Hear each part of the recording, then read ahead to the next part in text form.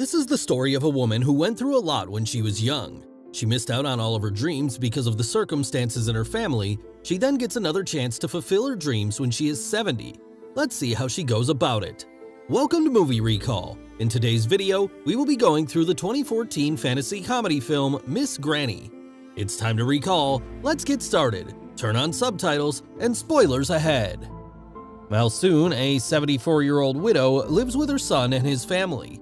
Foul-mouthed, stubborn, controlling, and shameless, she has a difficult relationship with her depressed daughter-in-law, Aja, but is very proud of her son, Hoin-chul, who became a university professor of gerontology and whom she raised by herself against all odds.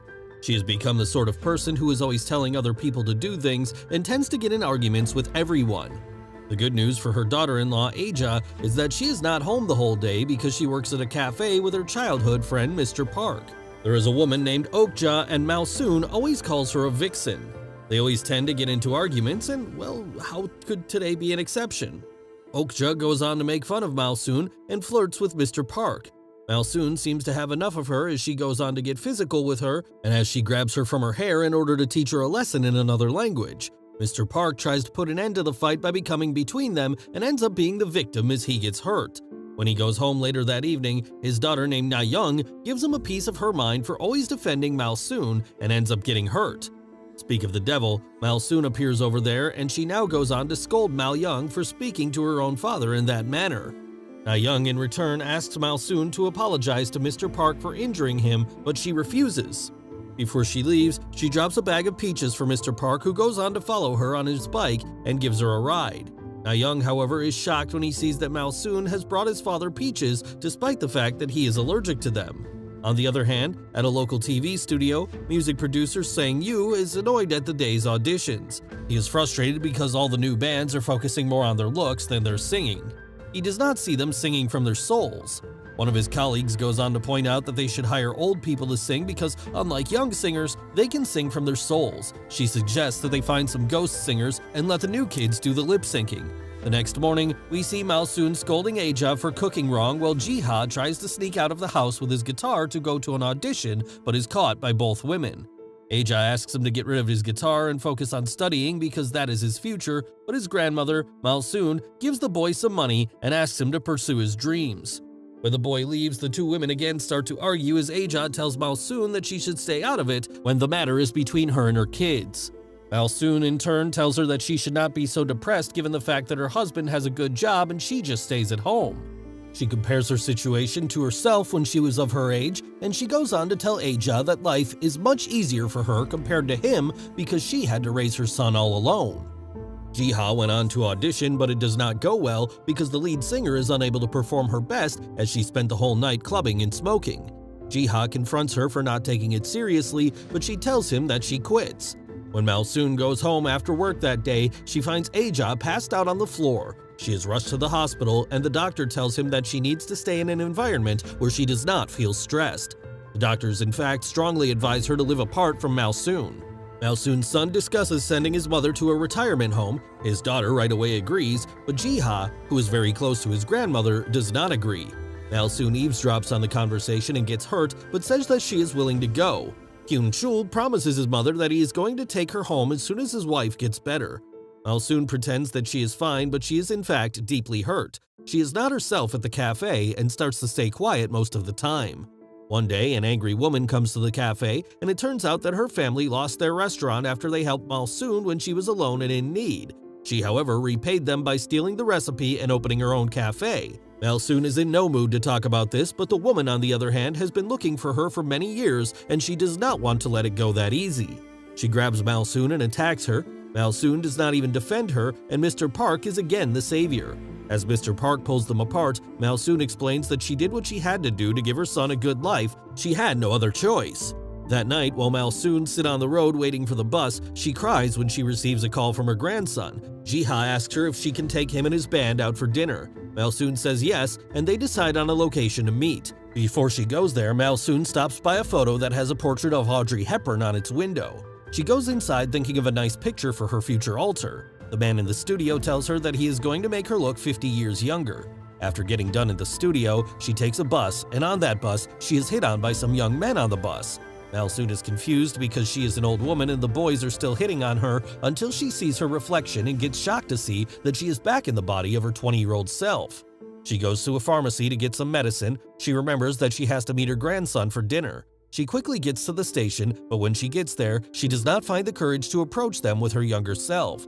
Malsoon ignores Jiha's calls and goes back to the studio, but she does not even see the studio there. Instead, she finds a restaurant at that place, and the woman there further adds that she has it for 10 years.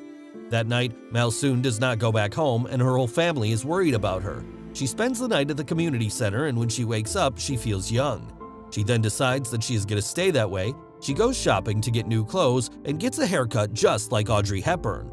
She then goes to Mr. Park's house and asks him about the room they are offering for rent. She tells them that her name is Odu Rai.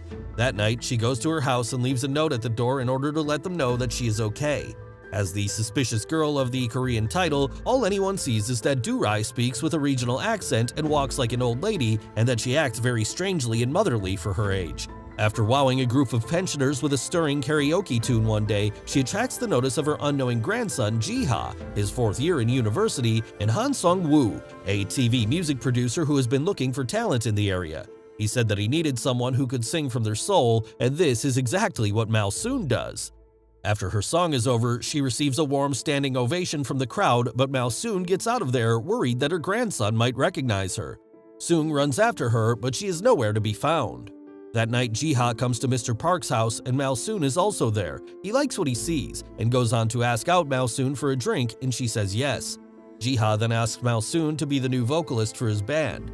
Malsoon always wanted her grandson to be happy, so she accepts the offer. The next morning, Malsoon goes to see Jiha and their band, and when she gets there, she is bewildered to see their actions, their metal equipment, and especially their looks. She goes on to lecture them right away, telling them that what they are doing is all noise, not music. They do not like her and her ideas at first, but when she gives them a flying kiss, well, that's enough for the horny teenagers. They then go on to play in the park, and people love them so much that their jar is full of money in no time. After a few days, they get to perform at a bar where they wear normal, cute clothes and people love them. They turn out to be successful there as well. One night, Seung sees Malsoon and goes on to follow her. Malsoon, however, confronts him, thinking that he is a stalker. Seung tells her the whole thing, but she is not interested, and as she walks away, Seung grabs her by her shoulder and turns her around as he still wants to talk to her. This accidentally lowers her blouse, and Malsoon hands Seung to the police, accusing him of harassing her. The next day, Malsoon goes to lunch with her family because Jiha has invited her over for lunch. Aja is now much better and welcomes her, but Hana is really rude to her. As they wait for the lunch to get ready, she asks Jiha to give her a tour of the house and ends up visiting her own room as well. She pretends to be a stranger to everything at first, but when Aja calls Jiha for help, she takes advantage of the opportunity and goes on to look for her stamp. She needs it because her family has blocked her debit card. On the other hand, Hein Chul and Mr. Park are at the police station looking at the CCTV footage outside an ATM where a woman is seen using Malsoon's debit card to get money from the ATM. The woman's face, however, cannot be seen because she is holding a purple umbrella. They go on to conclude that Malsoon has been kidnapped. Mr. Park, on the other hand, is awfully quiet because he has recognized the umbrella. When they are having lunch with Malsoon, Hein Chul returns home and Malsoon, according to her previous habits, welcomes him and everyone finds it extremely weird. In order to cover her stupid mistake, she pretends to go to the bathroom, and from there, she sees her son's sad face and understands his emotional state as he refuses to eat. Mr. Park, on the other hand, is extremely curious now as he starts watching Malsoon closely and tries to confirm if that umbrella is the same as he saw on the security camera. After Malsoon leaves that day, he goes to her room and starts searching her stuff. He finds her old shoes and dentures. Seung continues to turn down people who come to audition, and then Malsoon, along with her band, shows up to audition. He, without wasting further time, goes on to offer them a deal, which the band accepts. That night, when Malsoon gets back, she finds the bag with her dentures hanging on the clothesline. Mr. Park, who has been waiting for her, sneaks in on her trying to take her down, but Malsoon is not that easy as she overpowers him and goes on to tie him up. He, however, is not scared of her and goes on to tell her that he thinks she has killed Malsoon and asks her to kill him as well because he cannot live without Malsoon. We then see a flashback when he was 13 and his parents passed away. There was no one to take care of him, and he was then taken in by Malsoon's family. It was Malsoon's beautiful smile that would always make him stay strong. As Malsoon hears Mr. Park confessing that he cannot live without her, she then goes on to ask him why he doesn't recognize her and gives him a smile just like in the old times. After watching her for a while, Mr. Park realizes that the woman in front of him is actually Malsoon. Mr. Park then tells her family that he has met her and she is fine, so they can stop worrying about her. Okja, on the other hand, tells his daughter that her father is dating a woman much younger than him. Malsoon then performs on TV with her band and everyone loves them.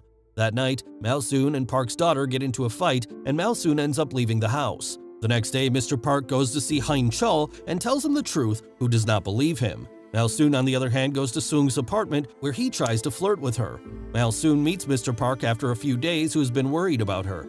On the other hand, Hein Chul goes through some old pictures and realizes how similar the woman in the band to her mother looks in those old photos. They are booked for an extravaganza at the studio and Jiha is late due to a traffic jam. He decides to leave the taxi and bike but is hit by a lorry on the way there. He is in a critical condition at the hospital, but Do-rai decides to go on stage to tell him that his song was a success afterwards. As she arrives at the hospital, it is found that only she has the correct blood type for a transfusion. She does the transfusion knowing it would return her back to her aged condition. Jiha's band takes off with the sister as the lead singer and Do-rai as a fan. Mr. Park finds the same photo studio and becomes young and really handsome. He picks her up at the bus stop and rides off, bickering good-naturedly as they always do. Thanks for watching. Please like, subscribe, and click the bell icon to get new movie recaps.